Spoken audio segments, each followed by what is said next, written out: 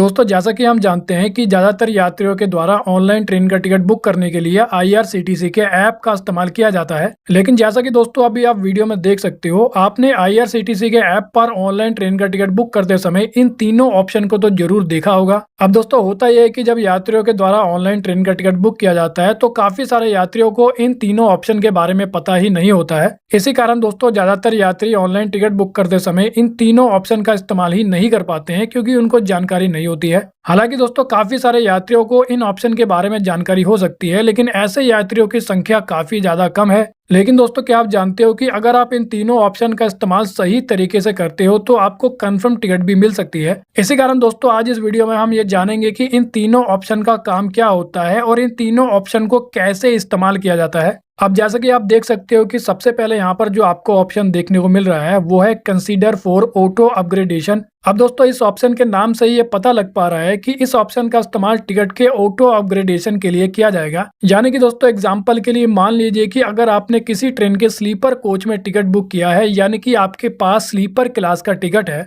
लेकिन जैसा कि हम जानते हैं कि स्लीपर क्लास के टिकट की जो डिमांड है वो काफी ज्यादा देखने को मिलती है, क्योंकि स्लीपर कोच में लगने वाला किराया एसी वाले कोच से कम होता है। इसी कारण होता यह है कि काफी बड़ी संख्या में यात्रियों के द्वारा एक साथ स्लीपर कोच में टिकट बुक किया जाता है, जिसके कारण केवल कुछ ही लोगों को कंफर्म टिकट मिल पाता है और बाकी लोगों को मिलता है वेटिंग टिकट। ऐसे में दोस्तों अगर आप इस कंसीडर फॉर ऑटो अपग्रेडेशन वाले ऑप्शन पे टिक नहीं करते हो, यानी कि क्लिक नहीं करते हो, तो इसके कारण दोस्तों आप कंफर्म टिकट मिलने के जो चांसेस है उसको भी गवा सकते हो। क्योंकि मान लीजिए कि अगर आपने स्लीपर क्लास की टिकट बुक करते समय इस वाले ऑप्शन पे टिक कर दिया है, यानी कि क्लिक कर दिया है, तो उसके कारण दोस्तों होगा यह कि अगर आपकी स्लीपर क्लास की टिकट कंफर्म नहीं हो पाती है तो रेलवे के द्वारा आपकी स्लीपर कोच वाली टिकट को एसी वाले कोच में अपग्रेड कर दिया जाएगा। और आपकी जानकारी के लिए मैं आपको बता दूं कि आपकी स्लीपर क्लास वाली टिकट को सेकंड एसी या फिर थर्ड एसी में अपग्रेड किया जा सकता है, लेकिन फर्स्ट एसी में नहीं किया जाएगा।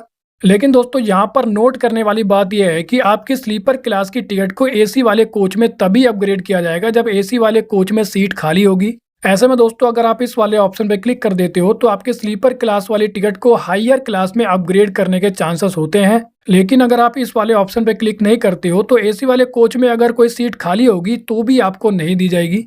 इसके अलावा दोस्तों अब अगर बात करें दूसरे ऑप्शन के बारे में, जो कि है book only if confirm berth are allocated. Simple भाषा में दोस्तों मैं आपको बता दूं कि अगर आप टिकट बुक करते समय इस दूसरे वाले ऑप्शन पे क्लिक कर देते हो तो दोस्तों आपका टिकट तभी बुक होगा जब आपको ट्रेन में कंफर्म सीट मिलेगी। यानी कि दोस्तों अगर ट्रेन में कंफर्म सीट अवेलेबल नहीं है तो आपकी टिकट भी बुक नहीं होगी। इस ऑप्शन का इस्तेमाल दोस्तों ऐसे यात्री कर सकते हैं जिनको वेटिंग टिकट नहीं चाहिए, यानी कि ऐसे यात्री जो सेफ ऑप्शन चाहते हैं लेकिन कोई रिस्क लेना नहीं चाहते हैं। तो इस प्रकार के यात्री इस दूसरे वाले ऑप्शन पे क्लिक कर सकते हैं टिकट बुक करते समय। अब दोस्तों अगर बात करें लास्ट ऑप्शन के बारे में, यानी कि तीसरे ऑप्शन के बारे में, जो कि है एंटर प्रेफर्ड कोच नंबर। अब जैसा कि दोस्तों इस वाले ऑप्शन में ये बोला गया है कि एंटर प्रेफर्ड कोच नंबर, यानी कि दोस्तों कुल मिलाकर इस वाले ऑप्शन का मतलब ये होता है कि आप ट्रेन में अपनी मनपसंद का कोच यानी कि डब्बा चुनकर उस डब्बे में टिकट बुक कर सकते हो। यानी कि दोस्तों मान लीजिए कि आपके फैमिली मेंबर्स ने ट्रेन की B2 कोच में टिकट बुक करा ली है, लेकिन दोस्तों अब आप भी इसी कोच में टिकट बुक करना चाहते हो, यानी कि आप